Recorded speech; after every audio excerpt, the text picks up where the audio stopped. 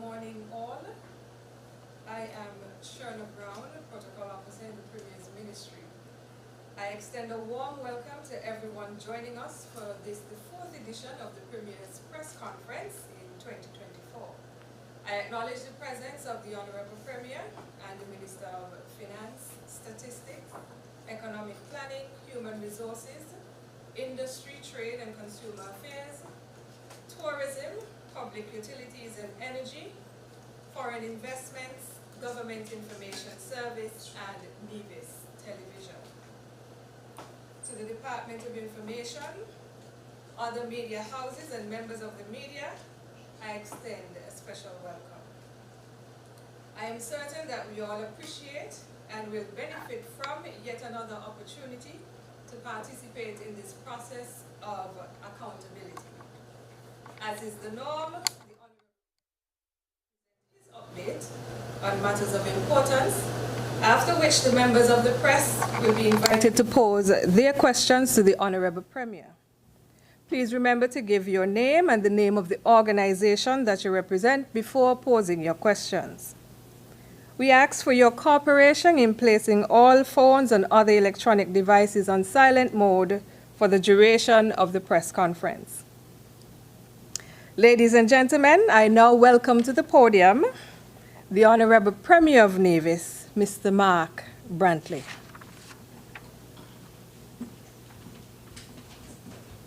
Good morning, ladies and gentlemen, and thank you very much, Ms. Brown, for your introduction. Welcome to another edition of our monthly press conference. As you would have heard, this is the fourth press conference for the year, and we try to ensure that we keep this monthly appointment with the press. I started by extending heartiest congratulations to my dear friend Keisha Hobson. She's been promoted to wedding sales specialist at the Four Seasons Resort Nevis, and I know that you join with me in extending congratulations to her. We are always delighted when our people excel, and so I am trusting and hoping that she continues from strength to strength. While I'm in that congratulatory mood, let me also extend the congratulations to my good friend, Mr. Marlon Lonk, that everybody knows him as Marlon Brando. He placed second in the St. Martin Golf Open competition, and I want to commend him. He's an avid golfer, and certainly he takes the sport quite seriously. So congratulations, Marlon Brando, if you're listening, well done. Congratulations also to Miss Leonora Herbert, also known as Miss Wenham of Bath Village. She would have celebrated her 100th birthday on Monday the 15th of April. We praise God for her and for him allowing her to get to this significant milestone. 100 years old on Monday the 15th of April. Miss Herbert brings to 8 the number of centenarians in St. Kitts and Nevis. And of those 8 centenarians, 5 are on the island of Nevis and 3 are on the island of St. Kitts. And so we thank God for their lives and pray that they continue from strength to strength. Let me take a moment to remember Lucina Dorr, also known, or perhaps better known to most as Mamalu, from right there at the base Harlem shelter, it's called, at the foot of Craddock Road. And Mamalu would have passed away and has certainly gone to glory. Her funeral service is slated for this afternoon, and certainly for those who can make it, I suggest that you do, to show the family your love and support at this difficult time. Mamalu was a cultural icon. I am sure all of us could remember her during Culture Armour, during the parade. She always engaged in what they refer to as Old Mass, and she always did a wonderful job. She has raised good children, has contributed significantly. In fact, one of her sons, Zumbai, was himself, or is himself, I'm sorry, a cultural icon here. And so as the family lays Mamalu to rest today, Lucina Dorr, I join in extending my condolences on behalf of my government and on behalf of the cabinet that I am privileged to lead. This past weekend, members of the press, we embarked on the second cleanup campaign in the parish of St. John's, an initiative that I have been privileged to spearhead. And what we did was we went around Lower St. John's and we cleaned up a significant quantity of white goods. And white goods simply refers to all refrigerators, stoves, microwaves, washing machines, televisions, and the like. It was a second because we had previously over the Easter weekend cleaned up Upper St. John's. And here we were now at Lower St. John's over this past weekend. I want to thank Tash McCoy, who is the organizer for this event. I want to thank my good friend Jermaine, know him as Mucho, for donating his truck, and for all of the volunteers who have come forward and would have assisted us in terms of getting this done and getting it organized in a significant way. I believe that our people were the beneficiaries, and I encourage and continue to encourage our people to keep the island clean. While I am speaking about keeping the island clean, I'm very proud to announce that the Nevis Historical and Conservation Society, in coordination and collaboration with the Ministry of Health and our Solid Waste Management Authority, that they've embarked on a very ambitious program to clean the island of derelict cars and derelict vehicles. A lot of us are aware that around the island, people have left vehicles, sometimes who abandon them on the roadside, sometimes on the gut sides, on the expanses of land. They create an eyesore. The police have said that they create a security risk because people hide contraband and firearms and the like in these abandoned vehicles. And of course, they are breeding ground for rodents, mosquitoes, and other vectors. And so we have embarked on a very ambitious plan. And just so the public is aware, we are now asking you to reach out, and we will come and pick up your abandoned vehicle for free. If you do not seek to use that route, we will shortly be serving a number of notices on persons to clear their properties of abandoned and derelict vehicles.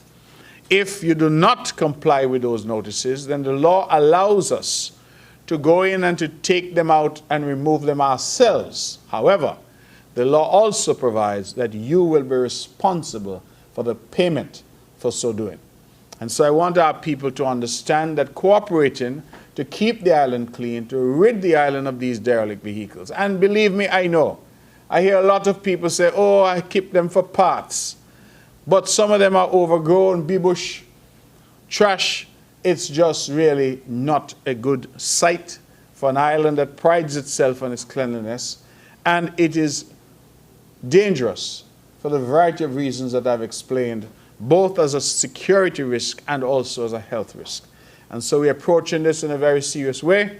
Our intention ultimately is to take all those vehicles, to crush them, and to remove them from the island altogether. I am asking, please, for our people to cooperate with us.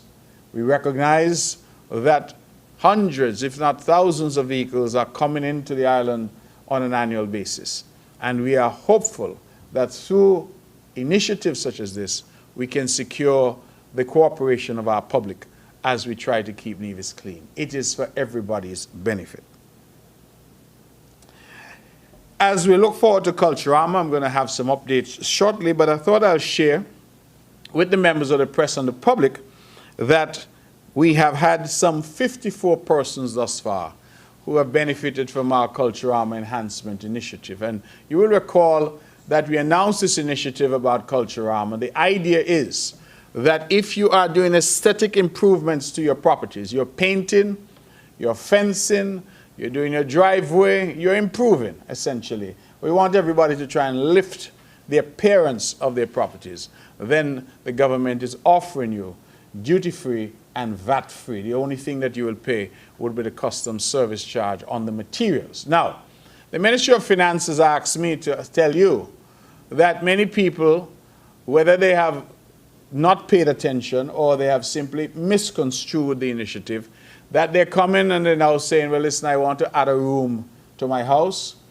or I want to change out all of my furniture in my house, I want to buy a microwave, I want to buy a refrigerator. This is not intended for that. The only people that we are catering to for changing furniture are those who are operating guest houses, villa rentals, and who have a business license.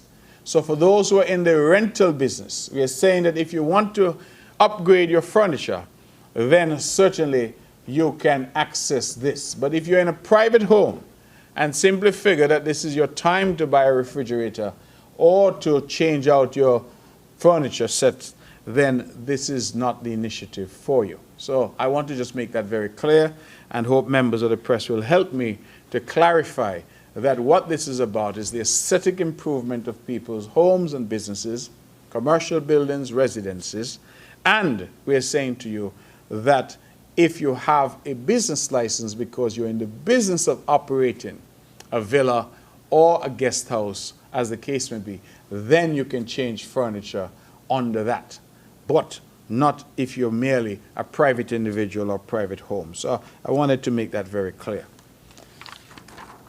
I said that I would update in relation to Culturama, and so let me get to that now.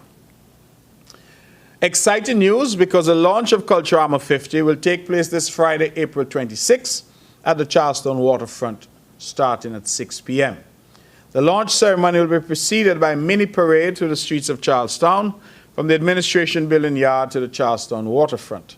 The general public is invited to come out in their numbers and witness the mini parade and launch, and that will feature cultural performances, performances by past and present Calypsonians and Soca Monarch artists, and the grand reveal of the Culturama 50 senior pageants contestants. There will be musical entertainment following the launch ceremony featuring the Odyssey Band and the Small Axe Band out of St. Kitts. So we're giving you some from Nevis Odyssey and some from St. Kitts Small Axe Band. The following day, which will be Saturday, April 27th, we're asking you to join us on an island-wide bar crawl with our senior pageants contestants and Blackstone International Sounds. The bar crawl will begin at 1 p.m. in Charlestown, and it will travel via Gingerland, Butlers, and Newcastle before culminating at Pinnis Beach. Here at Pinnis Beach, on Saturday, we'll have the first Action Corner event for Culturama 50, promising an evening of entertainment with Smooth Vibes, Collision Band, and DJ Purple. You're invited to join the Culturama committee on Saturday to meet your Culturama 50 senior pageant contestants at various bars and to enjoy the after party at Pinnis Beach. On Sunday, this Sunday, April 28th, the second in a series of Panyard concerts will be held at the Malcolm Gishard Recreational Park from 4 p.m. Featured steel orchestras will be Pandora's, led by Sharon Brantley, Oali Rhythms, Sugar City Steel Orchestra, and Gifted Youth's Steel Orchestra. Also featured will be gospel singing sensation Vinyl Powell, performances by the Cakewalk Dancers, and the grand finale featuring Easy Tebulous and Deli Ranks. Now, I'm happy that I mentioned Vinyl Powell because it was on Saturday evening, last weekend, on St. Kitts at the Marriott Ballroom, that our Governor General, Her Excellency Dame Marcella Liebert, brought the Federation together for an evening of musical excellence. And it was indeed an evening of excellence. And I want to commend the Governor General for this bold initiative, where she has said that she's raising funds to have a national orchestra. And we've not had one before, and so this is novel. It is welcomed. I was blown away by the musical talent on offer at the Marriott Ballroom last Saturday. It was an elegant evening, an evening of tremendous talent on display. And the reason that I mentioned Vinelle is because Vinelle was featured. She and my good friend, I call her the songstress, Miss Morton. Well, I'm told she got married. I don't know what the married name is. But Miss Morton, who's the daughter of my dear friend, Pastor Dave Morton. Those were two standouts from the island of Nevis as they were featured. So they had a situation with a choir, which was excellent. But then when Vinelle performed, she was supported by the choir. And also the same with Miss Morton, whom I call the songstress. They really impressed. And the entire event was one for the ages. And so I thank them. I believe a chap called Clyde Richardson was the person who was charged with putting all this together. and they did an absolutely fantastic job. And so I say kudos to the Governor General and kudos to all of the artists. I felt proud because there is indeed so much talent in St. Kitts and Nevis. And we are hopeful that that talent will continue to bubble to the surface as we try to build out our orange economy, our creative economy. And so thank you for that, Vinell and others, for an excellent job that you would have done. This past Sunday, the Culture Armour Secretariat partnered with Clifton Estate Rum, our local homegrown rum here, to host a Taste of Culture Armour Battle of the Mixes. After 4 rounds of competition, Keston Herbert emerged as the winner. Congratulations to Keston, and thank you to Clifton Estate for its partnership. Now, the idea behind this was to create a cocktail of the festival. And so we have now, through this competition, determined that for Culture Armour 50, we're going to have a Culture Armour cocktail. And that will be served throughout the various venues for Culture Armour throughout the Culture Armour season. And so, great initiative, excellent idea, and excellent execution last Sunday. I'm pleased to inform the members of the press and public as well that the ongoing construction work at the Culture Armour Village and Culture Armour Complex is making good progress. The Nevis Island Administration has hired several contractors, I'm told somewhere between 12 and 14 contractors, for building, electrical, plumbing, trucking, and excavation work. We have shared the workload among these various contractors, and certainly I'm happy that the project is proceeding apace, and their direction from the government is to make sure that they're ready well in time for Culture Armour 50, and they've all assured us that they will in fact be ready. Ladies and gentlemen, this year, the island of Nevis celebrates 40 years of financial services. The financial services sector, which was started, celebrates 40 years this year. And we are delighted to invite various businesses on the island who are so minded to participate in a celebratory magazine that we are creating. And so we are asking businesses to be a part of that commemorative issue that we are creating and to take an ad. I'm told that the cost is reasonable. A full page ad is 1,000 EC, half page ad is 500 EC, and a quarter page ad is $250 EC. And I believe that this milestone is something that all Nevisians can and should be proud of. Why? Because this started in 1984. You would recall that this was the brainchild of our first Premier National Hero, Sir Simeon Daniel. And then in 1994, under former Premier of blessed memory now, the Honorable Vance Emery, that sector was expanded exponentially.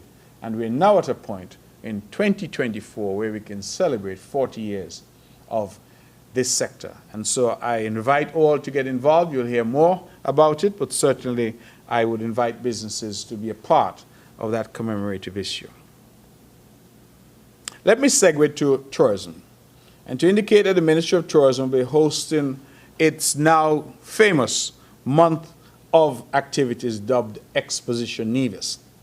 Highlights this year include the annual Heritage Village Life Open Day at the Nevisian Heritage Village, that will be on the 3rd of May, the 200th anniversary celebration of Cottle Church, which will be Sunday 5th at 4 p.m. I want the members of the press to help me to spread the word that Cottle Church, which is reputed to be the first church in the region where blacks and whites were allowed to worship together, that Cottle Church on Sunday the 5th at 4 p.m. will have a service there to celebrate its 200th anniversary. You all think Nevis easy? Not easy at all. That's the kind of history we have on this little island. We also are going to have the Jessup Seafood Fiesta on May 6th, and Labor Monday at the Jessup's Community Center, various exercises for students, as well as the Nevis Beer and Grill Festival, slated for Saturday, 25th May at the MGR Park. Now, the Nevis Beer and Grill Festival is something new, and that is being introduced this year for the first time, and we look forward to that. I am particularly pleased because, as the members of the press may know, that we fired up the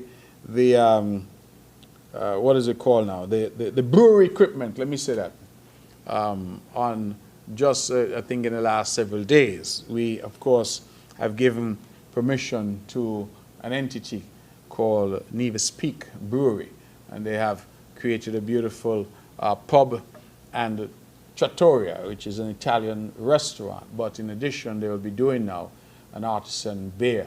And Nevis will have the first beer created here on the island, which certainly is something we're looking forward to. And so we've introduced the Beer and Grill Festival, and that will be part and parcel of what we're doing here for the Exposition Nevis this year. As part of our tourism initiative as well, I'm very pleased to say that Jenna Bush Hager, who's the daughter of former President Bush Jr., if I can call him that, and the granddaughter of former President Bush Sr., that Jenna was here. She's a co-host of the Today Show, and she was here at the Four Seasons. She would have gone onto the show and would have done an excellent job in promoting Nevis. She talked about her holiday here. And what I want the members of the press and the public to note is that she posted to her Instagram page, to her millions of followers. She says, and these are her words, "My body is in New York City, but my heart is in Nevis."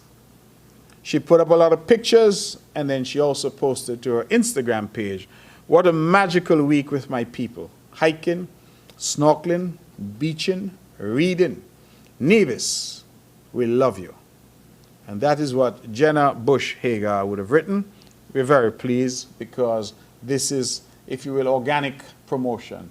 Government didn't ask for it, we didn't pay for it. Ministry of Tourism didn't even know she was here. But she came on her own volition with her family.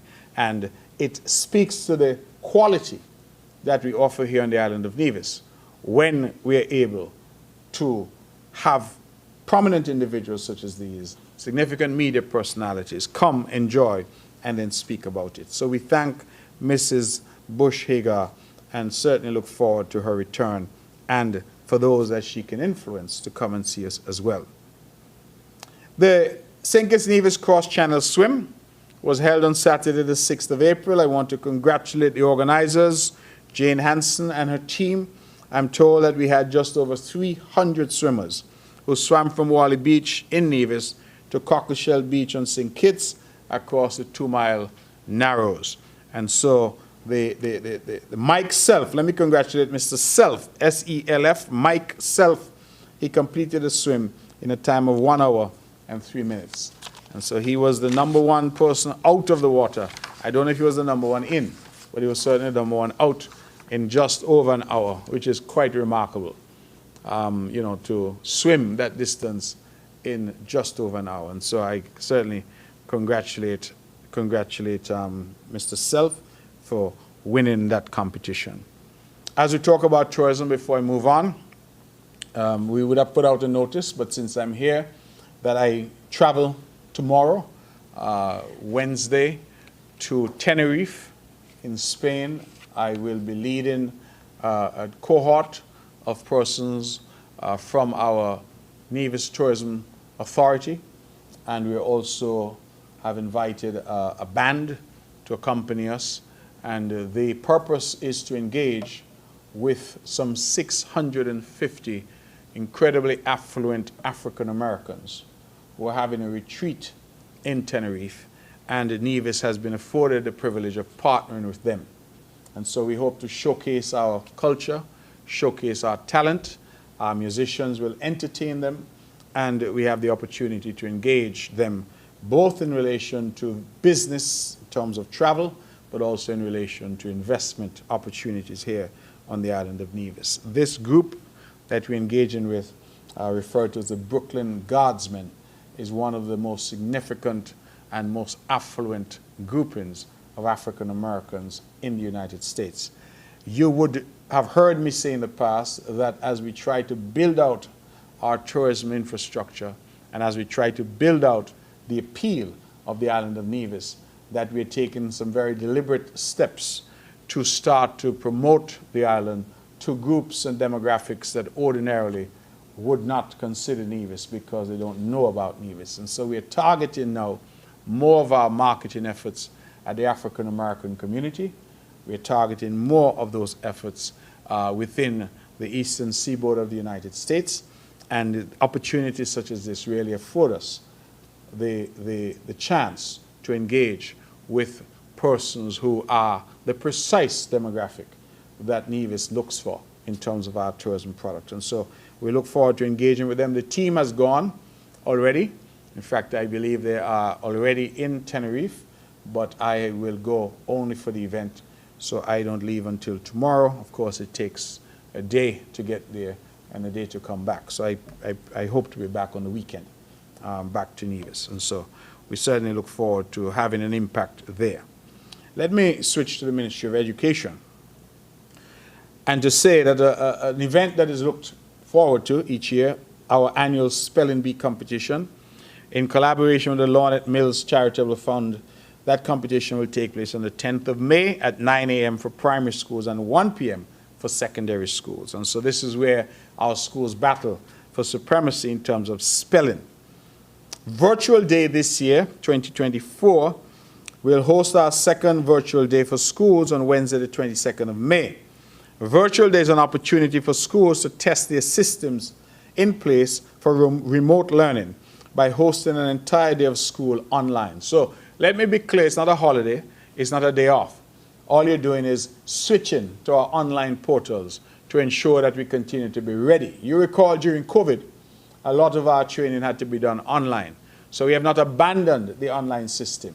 And so what we do is this series of virtual days to continue to fine-tune and ensure that that system is available at our fingertips. So we look forward very much to that. The second virtual day for schools will be Wednesday, the 22nd of May. CXC written exams. If you go around, you see is it called the poi tree, I think, something like that? They call it the exam tree. Some places you see it's blooming. So beautiful yellow flowers, that means exam time is in the air. Right. So CXC written exams. I know it's a time when our students are quite tense. As I speak, I see young Miss Thompson looked up at me because she would remember her days, I'm sure, which are not so far behind her. People like me can't remember my days, but certainly she would remember clearly that exams were always a sort of tense time. We want to encourage our students and teachers and the parents to give all the support they can. But CXC written exams, they're going to begin on the 6th of May and continue until June 14th.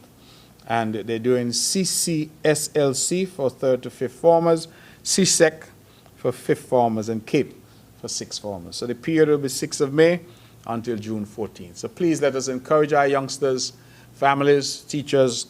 Let us work together and let us come back with the best possible grades that we can get this year. This is an important announcement that we have the opening of registration for new students, April 22nd to May 17th. Each school will publish their registration dates, and parents are asked to contact the schools to make appointments and complete the application process. Let me emphasize, please, that we have a zoning system in place. And so, those of you who live in particular areas on the island, your children will be zoned to the schools that are in your area. We have had an ongoing problem on the island where some schools are overcrowded and other schools have hardly any students. The reason for that is because some people insist on taking their children out of their school zone and sending them to other schools outside the zone. You have, for example, the Charleston Primary School, which is a large school, very crowded. And then you have, in comparison, the St. James Primary School, which hardly has any students. I think the St. James Primary School probably only has about 30 or 40 students for the entire school, whereas the Charlestown Primary School has usually hundreds of students. A big part of that problem is you hear parents say things like, well, I work in town, and so I prefer for my child to go to school in town because that's where I work. You hear them say, the child's auntie teaches at this school, and so I want my child to go there. You hear them say, the child has friends in town or cousins in town, and I want them to go there.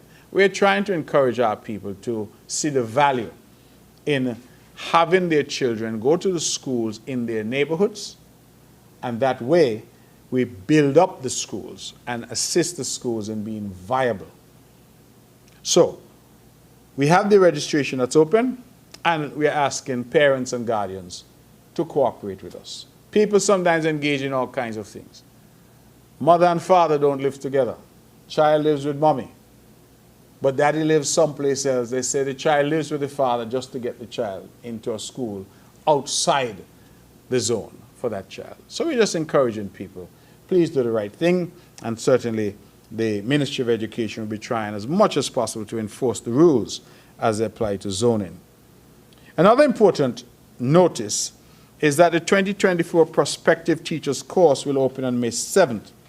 Persons interested in joining the teaching profession are asked to collect and complete the application for the 2-week training course for prospective teachers. Successful graduates from the course will be considered for positions as teachers. Now, I want to emphasize that you will be considered for positions. Some people feel that because you go to the course, you're automatically entitled to be a teacher. That will depend on what's available. So we urge those who are interested in teaching to sign up and to do the course, which starts on May 7th.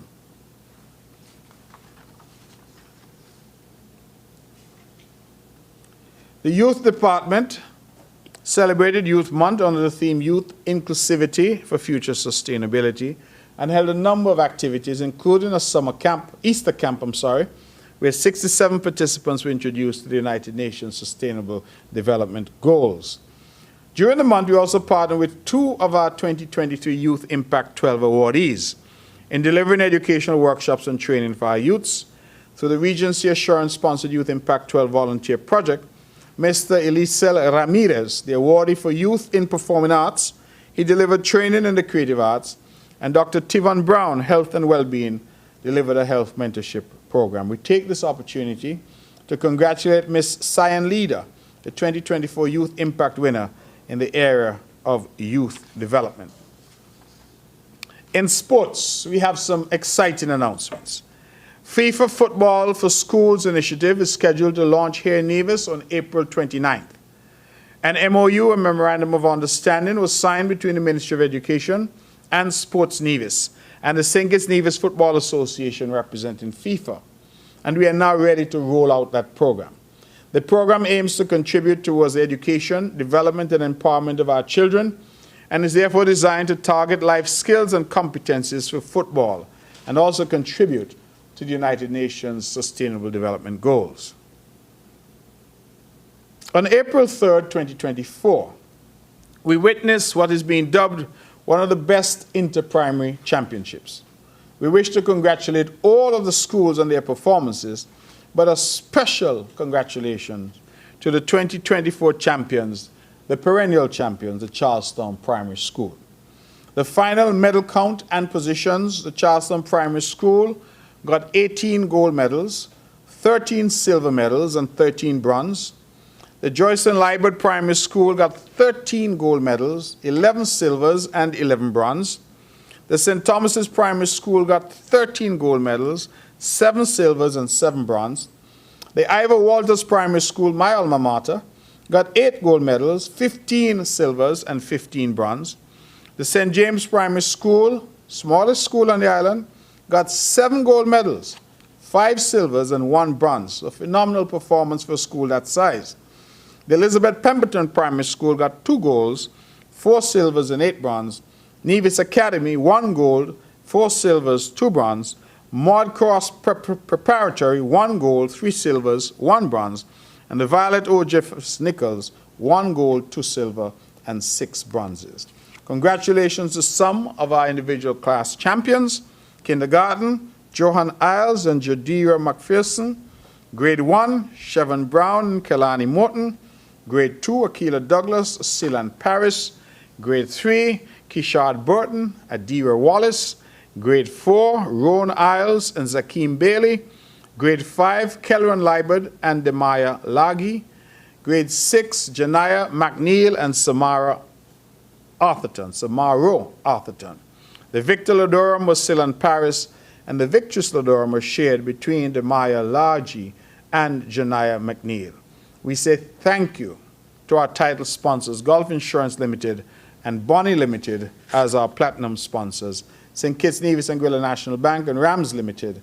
There were several other sponsors in other categories who partnered with us, and we express to them all our profound gratitude. Thank you, thank you, thank you. Public Works Department, as I move along, the Public Works Building and Maintenance team is telling us that they are working at the cultural complex. I reported on that earlier, but they're saying that they're about 35% completed already, and so we expect that that project, as I said, is going to be finished very soon and well in time for Culturama. They are doing the road reconstruction in Brown Hill. I have passed there on mornings. I see it for myself. I want to say kudos to the team. They're working quite hard in getting that done, and that's the area from the Brown Hill basketball court down to connect to low ground. This work is already about 85% complete, where the driveways, fencing, curbs, and slipper drains are just about done, and we're now preparing for asphalting. Works at the Butler's Junction, just north of Esme's shop, that's about 75% complete, I'm told. We've done the catchment box, and we're now backfilling and preparing for final paving. Rollins Road, we're doing some work there. That's about 90% complete. We just need to complete the asphalting. And the upgrading of the exterior of the Ministry of Finance building is also just about completed. We are also, which I think is important, maintaining all culverts island-wide as we prepare for the rainy season. We understand sometimes when the rains come, we have floods, and so we are taking precautions. As they say in the Windward Islands, we're taking in front to try and make sure that we are in good stead where that's concerned. And so I wanted to just mention those quick snapshots from Public Works. I'm moving through my notes quickly so that we could have some time for some questions. The Department of Labor, in commemoration of World Day for Safety and Health at Work, will be hosting a week of activities during the week, Monday 22nd to Friday 26th April. There is a workshop scheduled to take place on Tuesday 23rd April. Well, that workshop has already occurred. It's occurring today, I'm sorry, from 8:30 to 4 p.m. at the Malcolm Gish Recreational Park.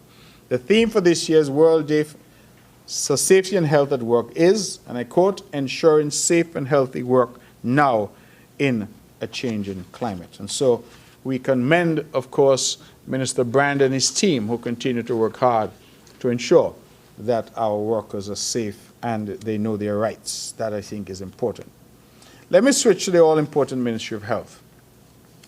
I want to go on record to express our warm appreciation for the assistance of Dr. Spencer Amry. He would have conducted his annual colon cancer consultation at the Alexandra Hospital Outpatient Department. A total of 44 patients were seen that day. Patients were then scheduled to have their procedures done on Monday 15th, Wednesday 17th, and Friday 19th April. The ministry thanks Dr. Amry for generously offering his time and expertise during this voluntary service. And every year, Dr. Amry comes and does this colon cancer consultation.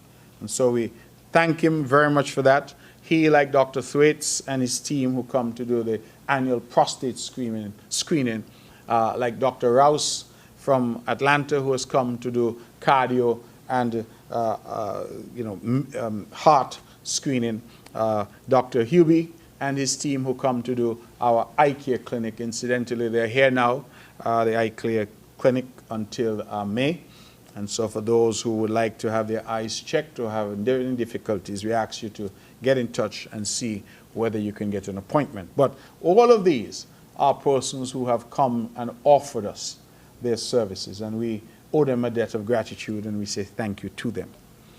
Dr. Regina Gross, a German pediatric oncologist, hematologist with a specialty in sickle cell disease, visited Nevis on Wednesday 10th April 2024. During her visit, Dr. Gross paid a courtesy call on our Honorable Dr. Janil, Honorable Janil Nisbet, Minister with Responsibility for Health.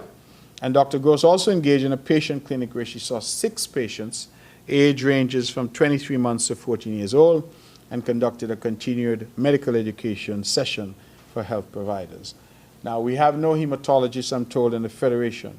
So we want to thank her and the federal government for capitalizing on her visit and for her efforts to assist us here on the island of Nevis and on our sister island of St. Kitts. The Alexandria Hospital is having their laboratory week. Lab week was April 15th to 19th, so that is now over.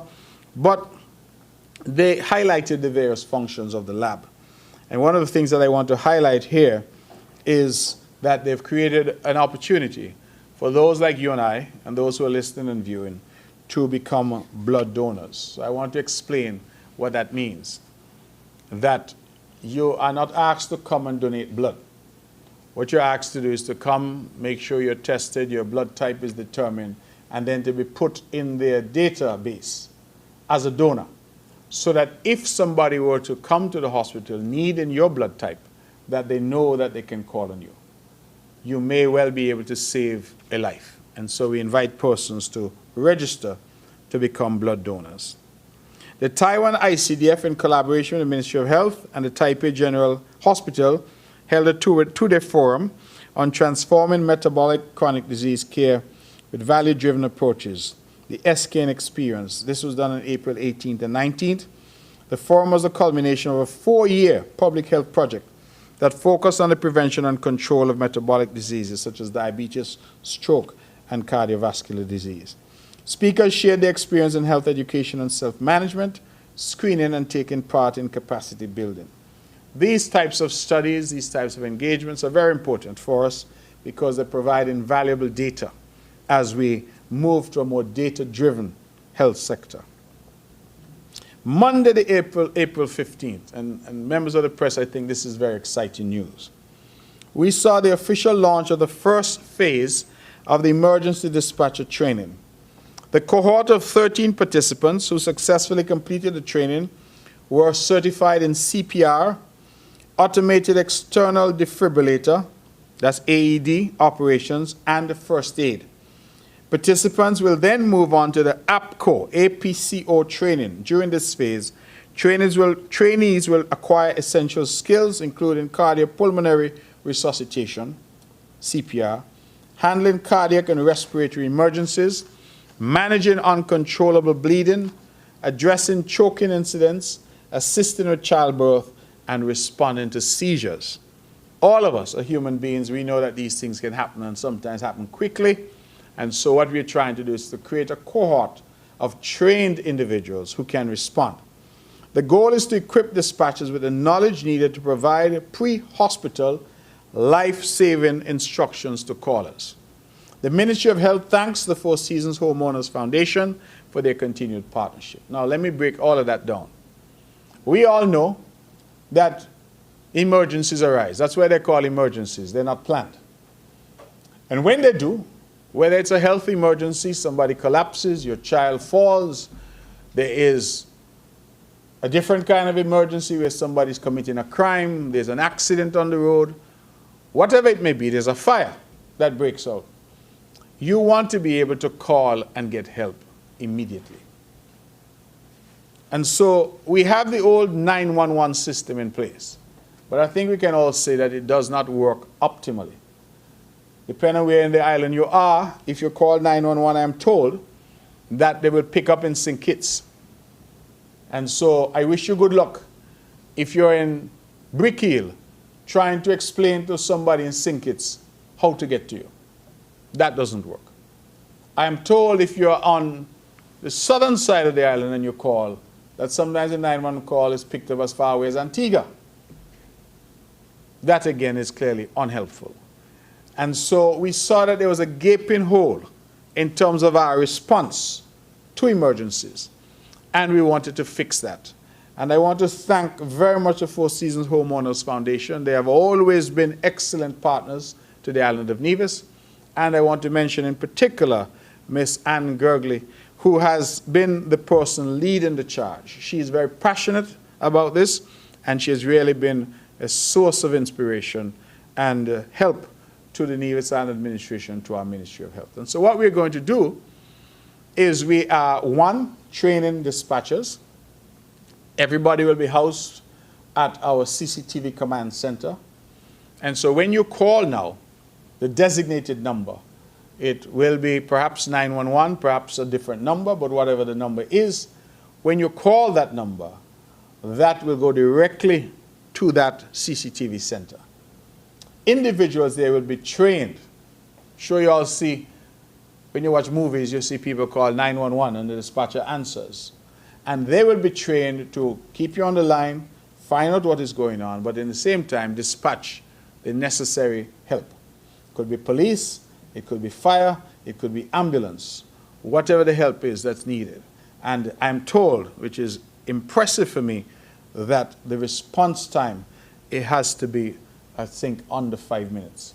So wherever you are, you should be able to get help in under 5 minutes. So this is quite incredible, what we're trying to achieve here. It's a pilot program that's being rolled out here in Nevis. It is our hope that if that program works the way that we intend it to work, then our sister St. Kitts will also come on board. I can say that the police force, the Commissioner of Police, the fire department, they've all been involved in the process. And we've had a working group that has been working on this for quite some time. It would be remiss of me not to congratulate the Honorable Jenna for her excellent work and her team, particularly Permanent Secretary Shalisa Martin, who has been with this project from its inception. And they have really done an excellent job working with our people here to create this. We are also going to, I don't know if you're aware of an area called Whitehall. That's on the northern side of the island. We will be mounting some equipment on the towers there in order to ensure that we get maximum coverage all around the island of Nevis. So you won't any longer connect when you have an emergency with somebody in Antigua or in St. Kitts. You will connect with a dedicated number here, and most importantly, you'll connect with people who are trained. We're training not only dispatchers, we're also training EMTs at the hospital, and we're training police and all of those in terms of when they get on the scene, how do they respond. The health authorities, for example, are telling us that the first few minutes can be critical to determine if somebody lives or dies. And we want to save lives. And so we thank them and we look forward very much to the continued rollout of this project. The Department of Gender Affairs, in collaboration with TDC Group of Companies, Automotive Division, concluded their second car care clinic for women on Saturday, 13th April. 17 women participated in this clinic, which now brings a total of 32 women benefiting from this initiative. I wish I knew the initiative was happening, because I too need some training in car care. But what the Department of Gender Affairs is doing is ensuring that when you are a lady and you have some problem with your car, you don't have to call a soul. You now need to know how to change your tire, you need how to change your oil, you need to know all these things that you need to know. And they're training, and we want to thank TDC for partnering with us in that significant way. The company, TDC, is currently also facilitating, guess what, for women? A tiling clinic, tiling, laying tiles. And that will run for 3 Saturdays, April 20, 27th, and May 4th. 30 participants. It was oversubscribed. I didn't realize there were so many women interested in learning how to lay tiles. Well, 30 of them showed up, and they will learn the practical skills in tiling, including techniques for cutting, laying, and grouting. At the end of the project, these ladies will be asked to tile a classroom at one of our schools. So we want to thank TDC and thank the women as well who have stepped up and stepped forward. I love to see women doing things that are considered non-traditional. It's always good as we build out our gender equality in the island of Nevis. The Boys Mentorship Program conducted its Easter camp on April 15 to 20, 2024. The boys participated in several activities which included cooking, hiking, educational tours, and developmental sessions. Mentors and facilitators also shared their knowledge, insights, and experiences with our young boys. The Health Promotion Unit conducted a 10-day training and mentorship initiative under the theme Empowering Our Future Health Professionals. 31 participants, ages 12 to 25, took part in this initiative. During the sessions, students interested in pursuing a career in a health field were introduced to various health disciplines and topics. Topics included dentistry, pharmacy, nursing, mental health, counseling, health and screening techniques, nutrition, and volunteerism. On the final day, the students, under the supervision of their mentors, were able to put into practice all the theory and practice from the classroom into real life at the free health screening event held on Friday, 12th April at the Cotton Ginnery. Special thanks to Dr. Tevan Brown and Dr. Hadassah Willett Sargent for this truly incredible initiative.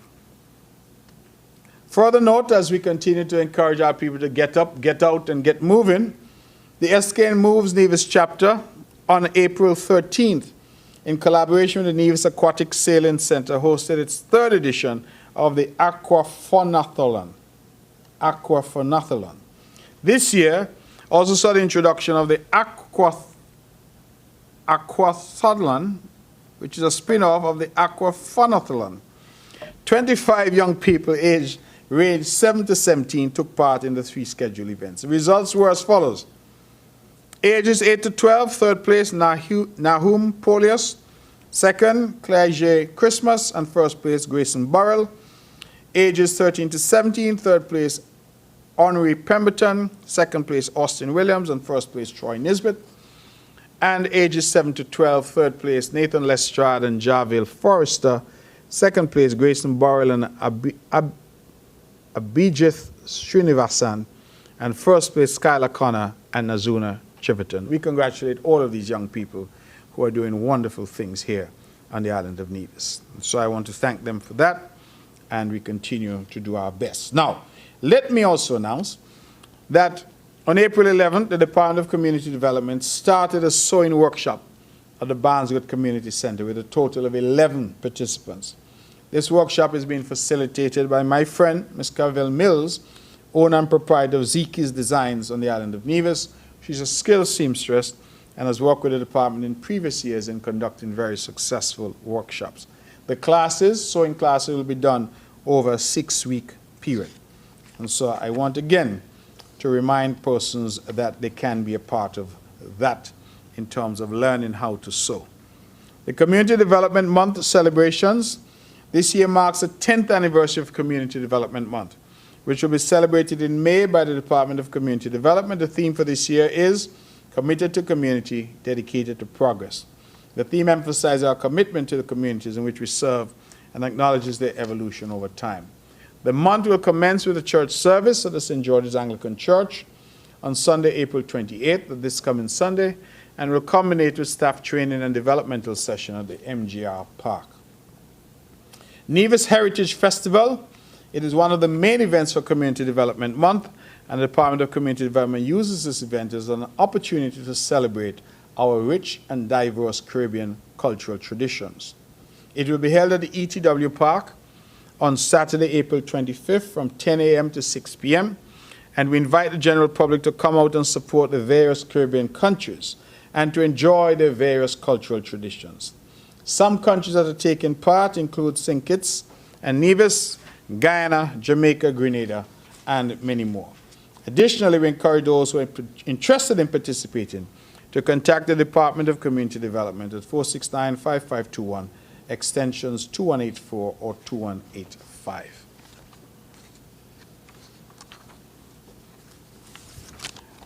Let me, ladies and gentlemen, I promise you I'm coming to the end of my various bits of information in relation to the Ministry of Agriculture. Through its various departments, the Ministry of Agriculture will be observing Agricultural Awareness Month in the month of May 2024.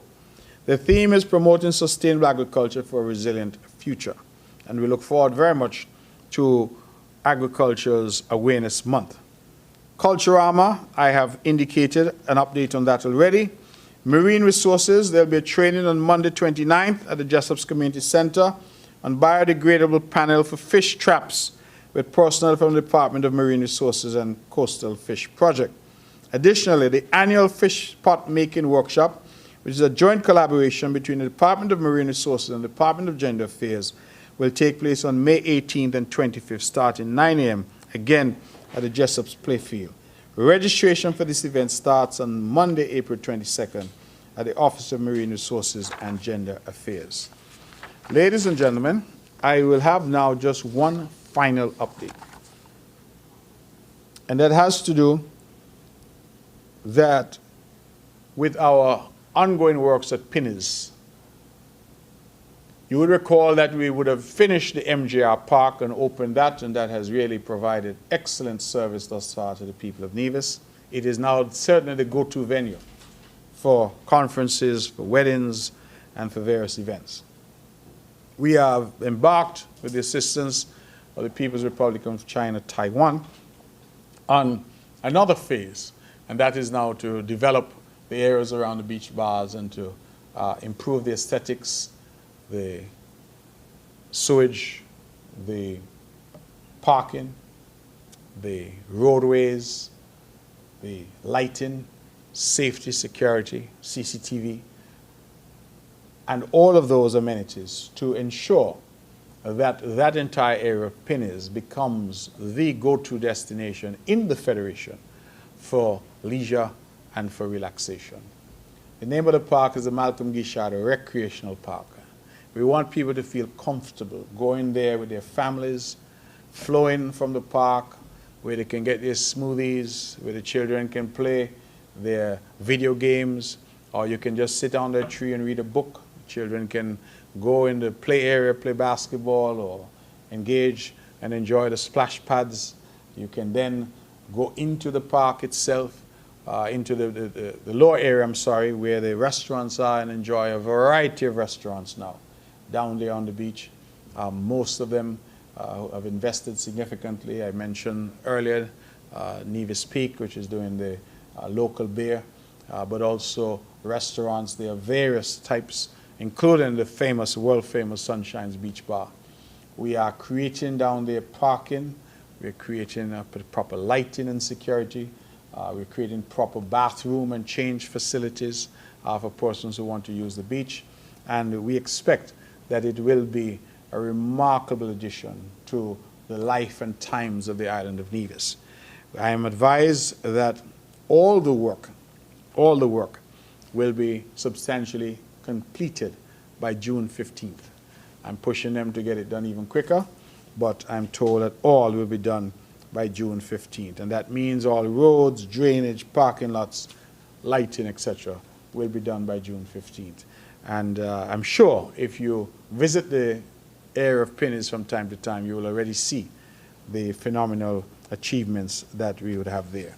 I did say that was the last update, but please forgive me as I mentioned one other thing, and that is to say to our people in St. Croix in the U.S. Virgin Islands. They have been agitating for some time, and quite rightly so, that they needed a way to come home to Nevis, and that they were having difficulties because Coastal Air, our dear friend Mike, who operated that for decades, that Coastal Air was now out of business. And while we have Cape Air that comes daily from St. Thomas, USVI, we did not have anything coming out of St. Croix. I'm very pleased to say to our people in St. Croix that we will shortly be making a formal announcement that we have secured the services of an airline to service St. Croix Nevis direct several times per week, and that we are now just finalizing the fine print, so to speak, so as to make an announcement on that as to when that service will start.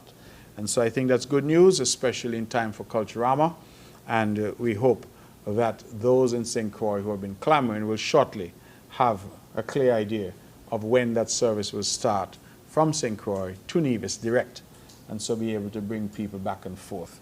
So I'm very pleased to say that and to make that announcement, and more information on that will come shortly.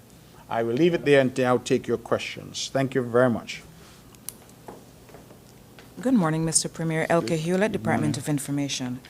We recently saw news out of St. Kitts that there was some signing of an MOU in Abu Dhabi, I think it was, where Prime Minister Dr. Terence True would have witnessed that signing.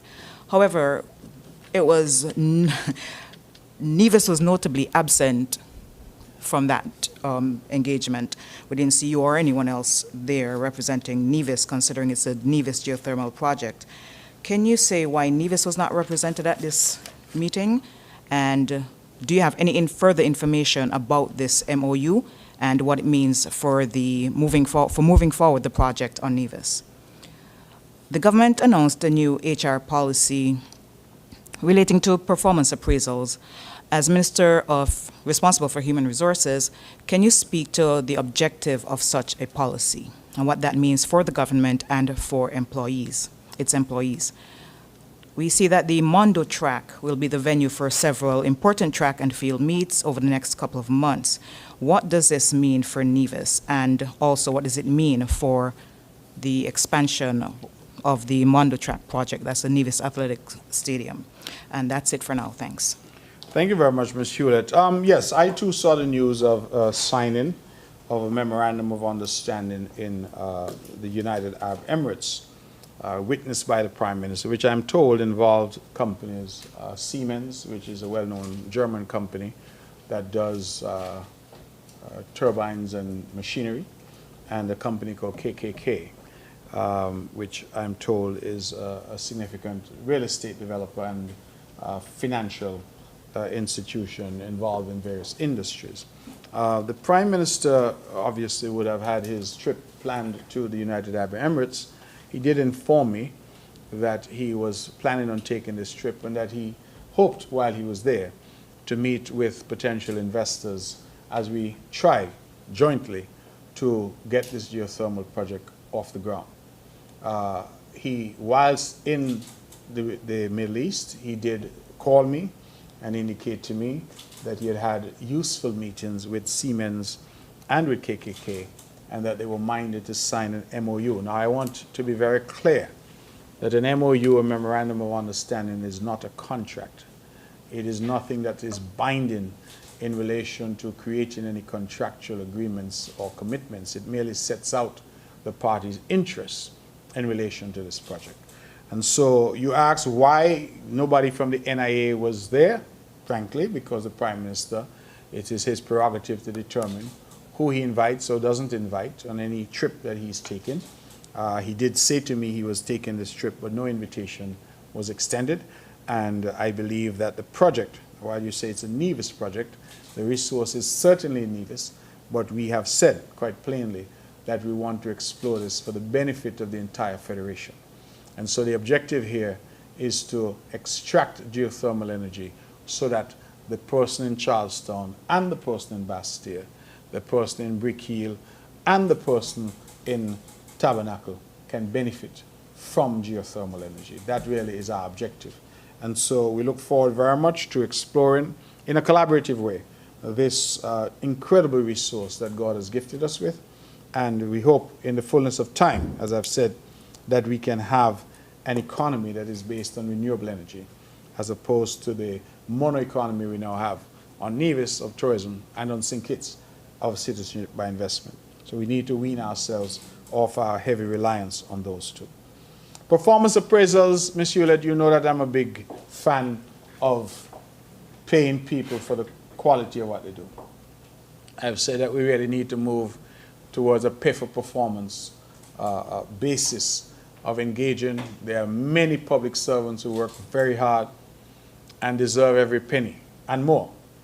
There are others who don't work hard, who show up late, if at all, who don't engage themselves in trying to build their capacity, who are just not interested, who see their job as merely something to collect a salary.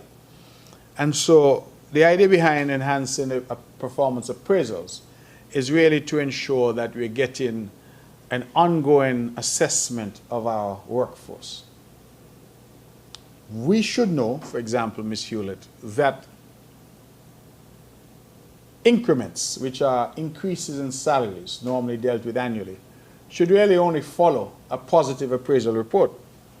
The practice somehow developed that increments were being granted automatically, and that people, in fact, start to make noise for them. As soon as January morning comes, they start to say, oh, I need my increment. Some of them who are making the most noise are the least productive. And so we are going back to the position where increments are not automatic. They were never intended to be automatic. Increments are granted based on you satisfying your supervisors that you're doing the relevant job. and that you have a positive appraisal report. So what are we trying to do? We're trying to mainstream the idea of performance within the public sector. We're trying to say to all that you must come to work on time, you must perform your task, you must show the commitment to the job at hand. And as I remind public servants all the time, we are called public servants. And you hear me, I say we, because I'm a public servant as well. We are called public servants because we serve the public. And when the complaints come from the public that people are sauntering into work long after work is supposed to start, people are going and taking extra time for lunch, and those same people are the first to leave the office. If the office closes at 4, be assured that by 3:30, bags are packed and they're ready to roll out. We are saying to persons that the appraisal reports and the enhanced appraisals will now take into account all of those. And if you want to move up in the service, you want promotion, you want increments in pay, you want to be able to advance, then you have to perform. And I think that is fair. I don't believe that should be controversial at all. The Mondo track, I am very pleased, Ms. Hewlett, that Nevis could have come to the rescue of the St. Kitts Nevis Amateur Athletic Association this year. St. Kitts Nevis Athletics this year. Because, of course, of the repairs that are being done at the Kim Collins Stadium in St. Kitts. And whilst there was a lot of chatter on social media, and we understand that that is, for many, their entertainment, they go to social media to engage, that at the end of the day, what it shows is that the vision of this government in investing in this facility for our youth and investing in this facility for our athletes is bearing spectacular fruit. There's a host of activities, meets, that will be happening at the Mondo track as a result of the track in St. Kitts being unavailable at this time. Is there a need for additional infrastructure there, a stadium of some kind, additional seating? Absolutely. Absolutely. And we will get to that as our revenue and as our available money allows us to get to that. But I don't believe that any serious commentator could doubt that this Mondo track has really transformed athletics in the island of Nevis, and as we see now, impacted in a positive way athletics across the Federation. Because even on the island of St. Kitts, their athletes are now benefiting. So for example, we're having the Olympic tryouts, those will happen in Nevis. This is where the athletes are going to come to get ready for the Olympics, which I believe is in France this year, if memory serves. And so I just want our people to understand that this is in fact a good sign that we're moving in the right direction. Are there any more questions for me? Elke Hewlett again, just to follow up on the performance appraisals, you spoke about the benefits of getting a good appraisal. What about those people who continue to underperform and those who don't perform at all? What is the ramifications for those persons? Excellent question, and the ramifications for those persons are: one, they don't benefit from salary increases and increments that are clearly expected in the public service from year to year. Two, they don't benefit from promotions, which are expected. And three, they can, if their performance and bad performance continues, certainly be brought before the Public Service Commission for disciplinary action to be taken against them. Disciplinary action leading up to perhaps dismissal from the public service. So it's in people's interest to perform. It's in people's interest to come to work and to give their best, not to treat the government or treat the job as if it doesn't matter to them. And I have commented from this very rostrum, Ms. Hewlett, on the numbers of public servants who work for government by day and work at other private institutions by night. And they give their best to those private institutions. In fact, I was alerted to one situation where one government worker wanted to leave that job each day early because they had to report on time at their private sideline job. Another worker came to work late because the job involved some nighttime work and could not come to the substantive government job early each day. So a lot of people seem to have a misguided view as to what it means to have a job in government and to work. Everybody say, well, nobody could turn me away because, you know, politics get involved and all of this. Well, we are showing here in Nevis that through this performance appraisals, we want to have a data-driven approach. We want to have a scientific approach to how we treat, and we want to ensure that our best workers are rewarded and our worst workers are encouraged to improve, and if they refuse to improve or cannot improve, then they're weeded out. That really is the objective of what we're trying to do. The public service must, as I've said time and time again, be a standard bearer for excellence in the island of Nevis. When people say you have a public service mentality, it should no longer be an insult. It should be some high praise for you to be told that you have a public service mentality. It must mean that our people have to step up and understand. And let me just say this last thing. We are facing increased competition.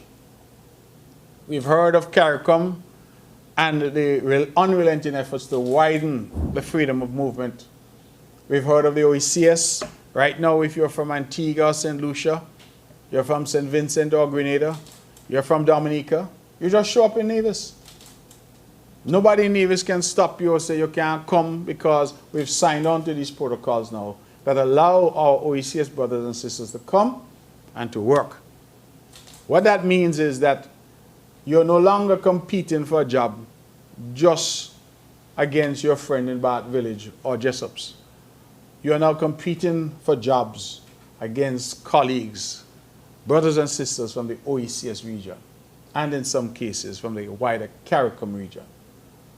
And our people have to inculcate in themselves that attitude of going out there and working hard and getting what they want. It's very important. We need that get up and go. Our forefathers had that spirit. Somewhere along the line, some of us have lost that spirit. And we've gotten complacent. And we tend to sit back and say, me born ya. And because you're born ya, you expect that everything should fall into your lap. You have a sense of entitlement. Well, that is not the way of the world.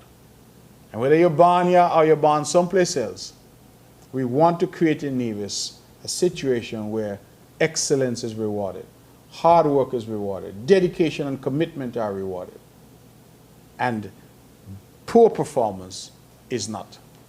And so when I made my comments, for example, about double salaries, where everybody gets it, and I know I came in for harsh criticism, this was really the point that I was trying to make.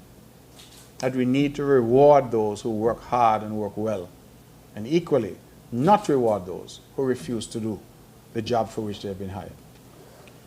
Any more questions for me?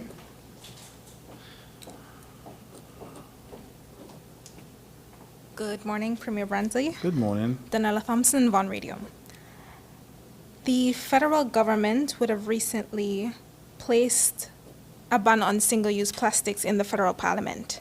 As Premier, what are your views on the development, and what are the possible impacts that small business owners on the island can expect? Can any update be provided on the water drilling project following the procurement of a company to complete that project? And as it relates to the emergency dispatch system, is there a time period estimate regarding the operation of the system? And finally, following the last update regarding the hospital wing, I believe it would have been a quantitative analysis, when can the public expect work to resume at the health facility? Thank you. Thank you very much, Ms. Thompson. As always, I always commend you on your poise and your questions, always excellent. Let me take your questions in turn. The federal government ban on plastics in the Federation. Those who have been listening to the CCM as a party for some time would know that we have advocated a ban on plastics a long time ago. In fact, if Nevis could have done it on its own, plastics would have been banned in Nevis over 5 years ago. The problem we had is that Nevis could not go on its own because it made no sense to try and ban plastics in Nevis if you can get on the boat and buy it in St. and bring it over. And so the federal government was a little slower to move. But I want to commend the Honorable Eric Evelyn because he's the one who started that ball rolling when he was Federal Minister of the Environment. And then that work has now been continued by the Honorable Joel Clark. And I'm quite pleased that this ban has been introduced. I think it means that we are functioning in accordance with what the world and this modern world now expects. Plastic has its uses, for sure. All of us use plastic, some way, shape, or form. But the dangers of plastic to our oceans, to our environment, are very real. I think as we look and we see the plastic bottles, we see the plastic bags, the forks, the knives, etc., a lot of that gets into our oceans. They now have in our oceans a concept that they call microplastics, where they're told that microscopic specks of plastics are in the ocean and being consumed by our sea life. And so when you eat fish now, you are now consuming microplastics because the microplastics are consumed by the fish and the marine life. This is quite dangerous. It means, therefore, that our indiscriminate use of plastics has had an effect even on our health. So, the chickens are coming home to roost, and the question is, what are we going to do about it? So, I 100% support the ban on plastics. Now, the federal government has proposed that it be done in phases. The reason why it's be done in phases is, one, to help educate people. Two, to allow an opportunity for people to come up with alternatives. Now, I want to make this statement, Ms. Thompson, that nobody promotes small businesses more than me. I use every avenue that I have, my WhatsApp status, my Facebook, my social media, my public speaking. I'm always, people I don't know send me flyers for their little business, selling cookies, and I post it because I am a strong advocate of small businesses. However, with the situation with plastics, all of us will have to adapt. And what this government is prepared to do, the NIA, is to provide the necessary incentives to small businesses as they switch over from plastic to other products. I want to commend a lot of our hotels because they've already started to switch. I want to commend people like, what do they call now, Nelson Spring Water. I don't know if you're aware, but they are changing over to glass bottles, reusable glass bottles, and changing from plastic. This was an initiative that the owners discussed with me many months ago, and I'm happy to see that they've finally introduced the glass bottles. So we understand that some adaptation is going to be necessary, but I want to make it pellucid that we support and will continue to support small businesses, and we will have to find a way, working with small businesses, to give them alternatives. So if you're selling food, we're going to eventually ban the styrofoam containers as well. Styrofoam is a very dangerous material. It doesn't degrade, stays within the environment for decades. We want you to move that to a cardboard or other alternative paper-based, which is biodegradable. In fact, I'll tell you, I went to law school in Jamaica a long time ago, 30 years ago. And in Jamaica, they had a concept they called box food. They say you're going to buy a box food, meaning you're going to buy your rice and curry chicken, and it was a cardboard box that they put it in. You see that here now at some of the hotels as well, that when they do takeaway, they put it in a cardboard box. And that was Jamaica 30 years ago. So I know that it can be done because it is something that is being done elsewhere. So straws, you have paper alternatives. Cups, you have paper alternatives. Forks and knives and the like, you have biodegradable alternatives, or sometimes reusable. I see some people, for example, now they have some metal straws, and they just wash it and keep it. It's now a utensil that they keep. So they don't have to constantly be buying plastic straws and dumping them into the environment. So what we're likely to do, and what we're considering, is ultimately to have some perhaps concessions, because we know that the paper products are sometimes a bit more expensive. So we want to have some concession. But I'm saying to small business owners out there, and to business owners generally, prepare yourselves. We've given you notice this is coming. Go online, do your research, find out what alternative products are there, and then come to the government and say, listen, I can get paper plates, but this is the cost. Can the government assist? Because that's what we intend to do, to be able to assist so that people do not have an added burden on them. But I think the world and our children, grandchildren, and great-grandchildren would be upset with us if, knowing the dangers of plastic, we continued not to do something about it. We need to act. The water drilling project, the last I heard from the minister is that we were in the process of signing contracts on that, and we had to send quite a significant sum as a mobilization amount. So that is being handled. I'm hopeful that that can be handled this week, and thereafter we have them mobilizing. We don't have a date yet as to when they'll mobilize, but we are optimistic that when they come, and initially they were supposed to come, we were looking at doing 3 wells, but we've now expanded that to some 9 wells across the island. So once they're here, we are hopeful that they will continue to drill. Our objective is to put as much water into the system as we can manage, because that will also allow us the opportunity of resting some of the other wells which have been, very, how should I say, overused. Wells that we have, which were supposed to be pumping a certain hours each day, are pumping 24 hours a day, 7 days a week. So we're extracting water at a much faster rate than we are able to recharge in terms of the aquifers. We're getting lower rainfall due to climate change, and we have some challenges, and so we're trying to fix those challenges. I should also say in that context that our desalination plant construction is well on its way, and we're told that that plant will be in commission this year. We hope these new wells will also be in commission this year, and so we are hopeful that the difficulties that we're having now with some water rationing, that those difficulties will be short-lived, that we can solve the problem going forward. And then, of course, the ambition long-term is once we have geothermal energy and we have cheaper energy, then we can have desalination as the main solution and allow all these wells to rest. And that will allow more substantial recharge, because we'll now be extracting groundwater at the same rate that we're extracting it now. While I'm on water again, let me continue to encourage our people to pay their water bills, because the water department is taking a very aggressive approach in terms of disconnecting persons who refuse to pay. I say refuse to pay because those who have arrears and have racked up significant amounts, we say to them, please go in and talk to the manager at the water department and come to an arrangement rather than have your water turned off. There's nothing more disgusting than turning on your tap and there's no water. We understand how frustrating that is. And so rather than allowing it to get to there, go in and have that conversation, come to a payment plan, but we're asking persons to pay their water bill.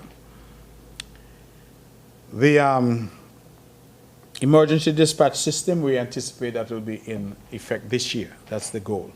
And so that's what we're doing now. As I said in my presentation, we've already trained some of the first cohort, and we'll continue to train dispatchers, EMTs, etc. We have just approved the monies, the cabinet, for the erection of the cupboards and equipment at the Whitehall Tower in order to ensure that the island has adequate coverage. So we do anticipate that that will be in full effect this year. The hospital wing and the resumption of work, I believe that the last update I gave on that, I suggested that we should be able to restart work in the month of May. That is next month. I can say now that that will not happen, that we will not be able to restart in May, and that's due to a number of factors, none of which of those factors is particularly detrimental. But the reason for that is twofold. One, we have been trying to deal with some pressing and time-sensitive commitments from the government. Water, that water drilling is $3.2 million US dollars. We have, of course, commitments at NEPAC, commitments at the cultural village, commitments at the cultural complex, and the commitments associated with staging Culture Armour 50, which is quite significant. And so that has put a bit of a strain on our financial resources for the first part of the year, and more of a strain than we had anticipated. For example, we had not anticipated that the water project would have been rolled out in the first half of the year. We have been forced to move the timeline up because of the difficulties that we've been having. So that's the first issue. The second issue is that we've been having quite a difficult time finding contractors locally who could handle the type of technical work that needs to be done at the hospital. And so, having had a number of engagements, we have, in a way, gone back to the drawing board about who will do the work. And we've engaged with some of our international partners. I can say that we've already had one visit from our partners in Taiwan, and we anticipate that we'll have another visit within the next 2 weeks where they want to look at the project because they have firms that specialize in the build-out, the interior build-out. Because remember, I always say that the exterior of the hospital is done. So all we're talking about is the interior build-out. And so we have turned to our international partners to say, can we find that expertise to come in and assist us with that? So that is not likely to occur by the original date that we had. That original date that I gave of May was given based on the advice that I had at the time, based on the meetings. But as I said, there have been an intervention of these two factors, which will now push that project in terms of the restart later into the year. So at this point, I'm hopeful that we can restart that project in the latter half of 2024, rather than the first half that had been anticipated. And so we will provide more information as we get it. I've been very clear that despite the arguments about the hospital, I am sure of one thing, that the care at our hospital is better now than it has ever been. The equipment and expertise available at our hospital is at the best it has ever been in the history of this island, and that the new wing is entirely separate from the existing hospital, meaning that the new wing and the delays in finishing the new wing has not impacted the quality of healthcare that is being offered on the island. I've likened it to a house. You're living in a house which isn't leaking, which has all the needs that you need for your comfort. You decide you want to build a much bigger house. The fact that that much bigger house is delayed doesn't mean that you have no place to live. Your existing home is actually quite comfortable. And so the hospital project that we're doing, I hear the noise, I understand the arguments. I too feel that the project has taken far too long, but I'm not going to allow the government to be rushed just because there are some commentators out there. I believe what we're doing is very deliberate. It is a process and a project that will serve the people of Nevis for the next 50 years, at least. And so it is my expectation that we are going to do it right. And if that means that I get the right people to do it, now that we have all the quantity surveys that we have been waiting for, that we get the right people to do it so that we don't have any difficulties down the road, then so be it.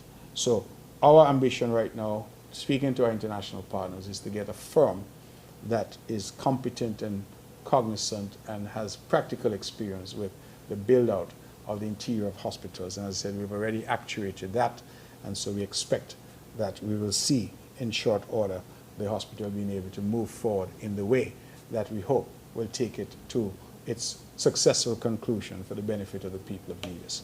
And so I understand very much, Ms. Thompson, it has become a political football in a way, but I'm not going to worry myself over that. My job as a Premier of Nevis is to make the best decisions, given all the circumstances, and to deliver on projects for the benefit of the people of Nevis. Not simply to do things because people are making noise, but to do things properly so that our people can benefit over the long haul. And I am comforted in my approach because, as I said, we are not suffering from an inadequate healthcare system here.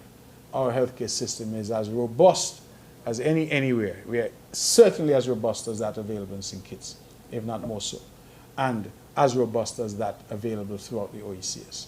And so I am not daunted by the criticisms. I think in my job, you need to understand criticisms will come. And while I agree that the project is taking too long, I want to do the project right. And that for me is the ultimate objective. So that is where we are now. So we will certainly announce when we're going to restart. But given the concerns that I've expressed, it's not likely that it's going to be in the first half as had been intended. Okay, Hewlett, Department of Information. I have some questions here from Devon Cornelius of ZIZ in St. Kitts. He asks, what is the status of works on the Nevis Performing Arts Center, estimated cost of renovation, and the monies dispersed to date, and the contractors? He also asks, what is the NIA's position on establishing a desalination plant in light of water challenges and climate change? Third, what are your administration's plans to secure investments for Nevis from international partners to boost economic growth and jobs? Fourth, we understand that the enrollment figures at the MUA, I think that's a medical school here, are not improving with enrollment below 10 for the new semester. What is the NIA's response to this in terms of ensuring enrollment increases? These questions are from Devon Cornelius of ZIZ. Thank you. Okay, thank you very much, and thanks to young Devon Cornelius for his questions. NEPAC, Nevis Performing Arts Center. NEPAC has had difficulties since the very day it opened. It has had leaks and other difficulties, and those difficulties have simply got worse over the years. We have finally said that we had to fix them, and so NEPAC has been closed, as we know, for the past several months. The main works that are being done there is to remedy the defects in the roof, because that's where the water settled and seeped in to the auditorium at NEPAC. So we're working on that. The original contractors, Surrey Paving, are the ones that we've asked to come and basically correct the work that had been done. They were the ones who were most familiar with that work, and they came in with a quote. I think it was in the region of $300,000. It's a very significant investment to get that NEPAC leak situation with the roof fixed. We also had considerable difficulties with the air conditioning in the facility, and the air conditioning units had not been changed since the inception. They have come to their end of life, and I believe that the Finnish Touch, which is the leading air conditioning company in the Federation, that they have been tasked with correcting that work. They are all there on site working, I'm told, because the expectation is that NEPAC will be ready for Culture Armour 50. We have no choice but to get it ready, because we are having a major archaeological conference here on the island, and they've already contracted to use NEPAC for their seminars and engagements. So we expect that the island, we're going to have hundreds of people descending on Nevis for that major conference that they're having here. So the center is on par. I would think, Mr. Cornelius, that overall we will end up spending, I anticipate, about between $1 million and $1.5 million EC dollars on the repairs at NEPAC. So it's a significant investment to get NEPAC back to where it ought to be. There are also some lighting issues, some electrical issues that need to be resolved, and I'm told some sewage issues that need to be resolved. So overall, the infrastructure, I think, is dated, it is worn, and in some cases, like the leaks, those have existed from day one. So we're now trying to remedy those. The desalination plant, I believe that earlier I indicated that the two plants which had been negotiated during my tenure as foreign minister with the United Arab Emirates, one in St. Kitts and one in Nevis, that the one in Nevis is well under construction already. So that is going to, we're told, be putting water into the system this year. That desal plant, however, is not going to solve our problems, because the quantity of water is quite small. So we have turned to drilling, as I explained with the contract with a company from Trinidad. I just went into some detail on that. And they were initially to drill 3 wells. We now anticipate they'll be drilling 9 wells. So they will be here once we mobilize to do that. And we expect to have water from the desal plant and water from the drilling in our system by this year, 2024. Do we invest in desalination as a wider solution? I think the answer is yes, but I think not yet. Because before we invest in significant desalination, we have to solve the cost of electricity.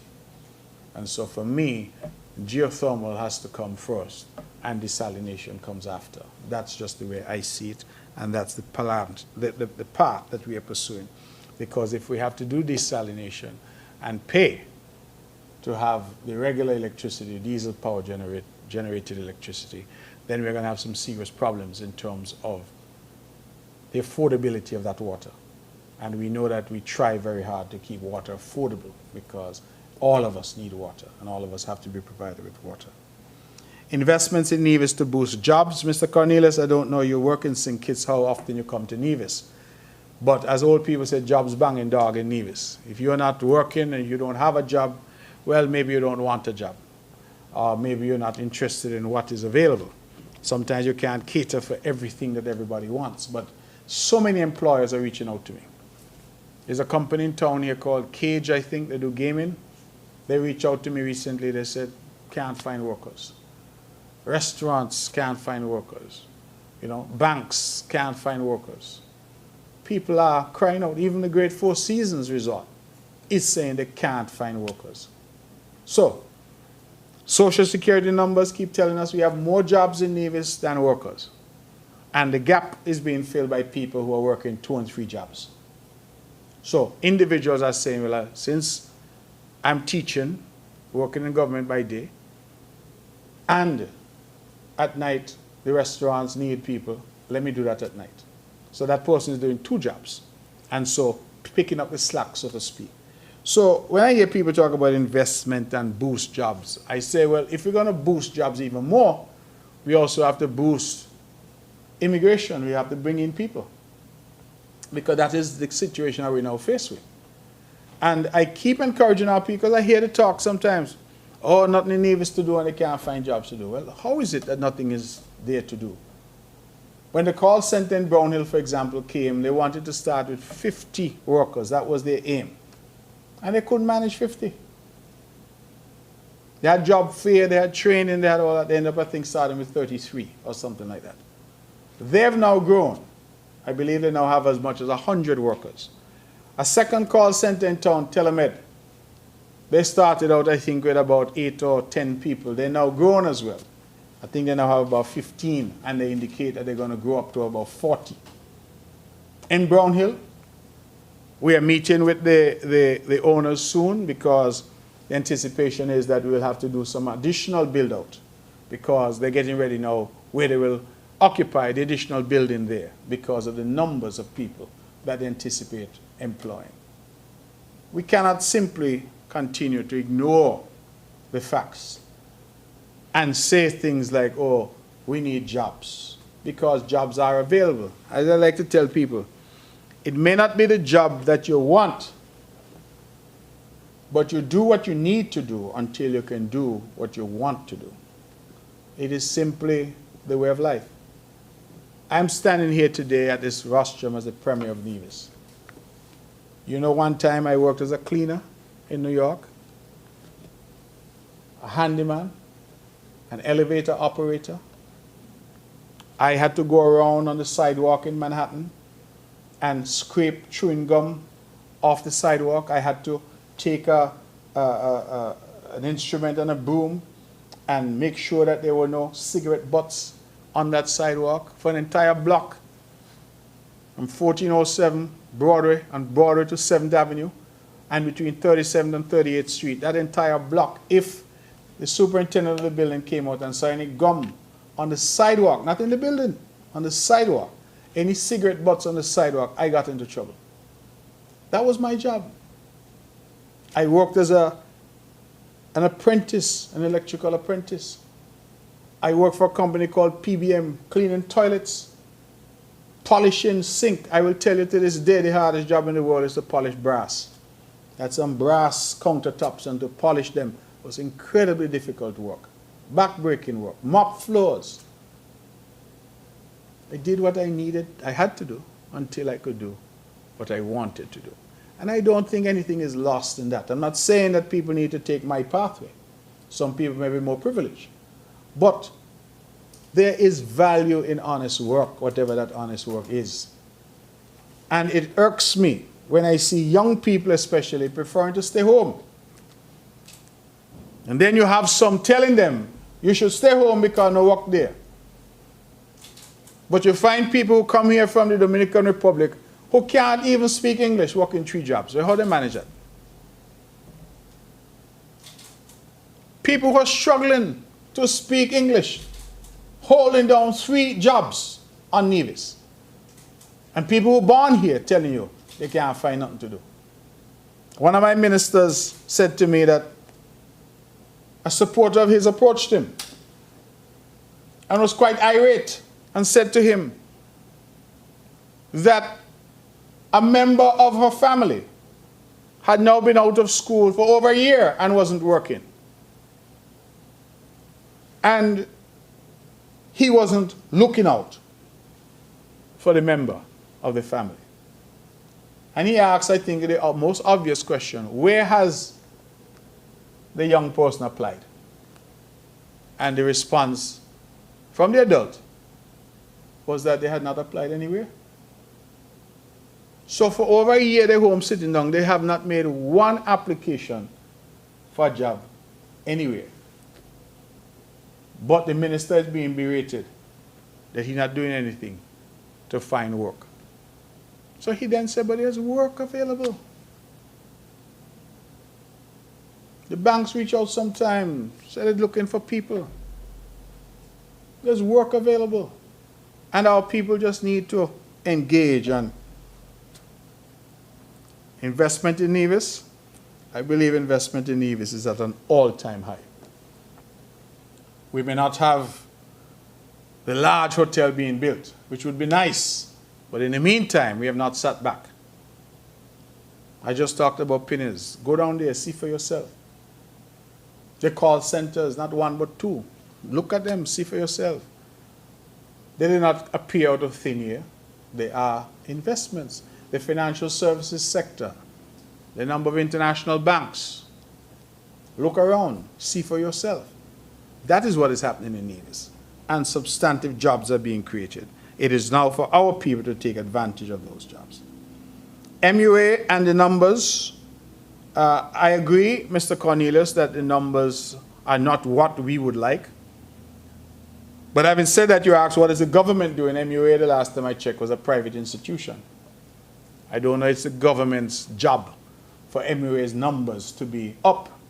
What we have been doing is engaging with MUA. In fact, I had a call with them just yesterday to get from them what their plans are to try and increase the numbers. And they have explained that there have been some challenges, but it is for them to do what it is they do as a private sector entity. You can't, for example, say to me as the Premier, TDC isn't selling enough cars. What the government going to do about it? It's for TDC to determine what it does to ensure that it can sell as many cars as it can.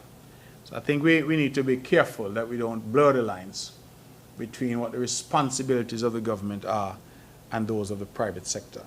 But we are in active conversation with MUA because we would like MUA to fulfill its promise to the island of Nevis. That is to become a significant player in the local economy here. And we know that if we can get that student body up to about 1,000, which I think would be optimal for us, the spin-offs in rent and accommodation and vehicles, rental, telephone use, electricity consumption, water, food, restaurants, bars. You just look at what is happening in St. Kitts in terms of when you go in Frigate Bay. You see all these students walking back and forth, being picked up. All the bars, restaurants along the strip are filled with them. You go to Grenada, and you go to in St. George's University, visit in True Blue, I think is located. And it's an entire town that has been created around the university there. Apartments, and people have invested, and restaurants and bars. That's what we would like to see here. And MUA understands that very much, that is the government's ambition. And so we have been in dialogue with them. And certainly we will help where they need help in terms of concessions, or they need help to build out infrastructure. But in terms of getting students, that is their responsibility. They must fine-tune their marketing and be able to attract students to this institution, which is a very high-quality tertiary education institution. So I hope I've adequately answered Mr. Cornelius' questions. Anything further for me? No? Ladies and gentlemen, thank you very much. Members of the press who have been here, thank you for those who have listened, those who called in terms of their questions, or maybe WhatsApped in, I should say, their questions. I'm grateful for them. And of course, thank you to NTV as well, who have been here, and my good friend Carl, who provides the backdrops each time, and Von Radio, who carries this press conference live. And I believe the same is true of Freedom, FM who carries this press conference. So thank you all very much, and I look forward, through the grace of God, to be with you again next month, in the month of May, for our 5th edition of the Premier's Press Conference. Thank you, and God bless you.